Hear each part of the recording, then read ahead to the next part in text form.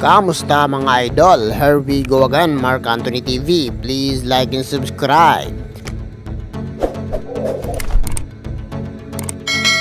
Mr. Chulz TV at King Brusco, may posibilidad bang magkaharap muli ang dating tumalpak at tumungtong sa ring upang ipaglaban ng mga taga-suporta at ang sarili? Magkakaharap na nga ba muli? Ilang linggo na ang nakakalipas matapos mapabagsak ni King Brusco itong si Mr. Chulz, at sa ngayon nga ay kalbado naman ang magkapilang kupunan habang nagpapula naman ng trash talk itong si Jonah kay Billy Jack. Pero bago tayo magsimula ay shoutout muna tayo sa mga walang sawang manonood ng Mark Anthony TV.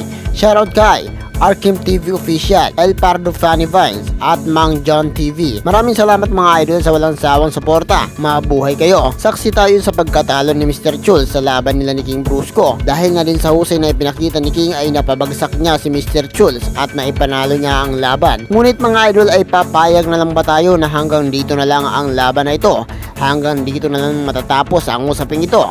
Dahil sa mga resulta na nangyari ay hindi na ba pwedeng maibalik ang laban para naman mas lalo pang mapaghandaan ng magkabilang kupunan ay mas maiging mabigyan ng saktong panahon para makapag-ensayo ang dalawa at mabigyan ng saktong panahon upang magbalik sila sa taas ng ring. Isa lamang ang mga hiling ng mga taga-suporta ng magkabilang panig na mabigyan ng rematch ang dalawang manlalaro dahil panigurado akong mas magiging maayos pa ang magaganap na laban kung pareho silang dalawang may sapat na panahon upang maghanda. Kung mababalikan nga natin mga idol ay may tama din si Mr. Chulz sa solido at nakitaan ko siya ng husay habang nakikipaglaban sa gitna ng entablado. Kapos lang sa hangin at hindi sapat ang pag-iinsayo niya kaya naman hiningal at napagod ito. Samantala mga idol ay pareho na nga silang busy sa kanilang YouTube channel at kanya-kanyang buhay. Mahaba-habang pahinga ang ginagawa nila sa ngayon.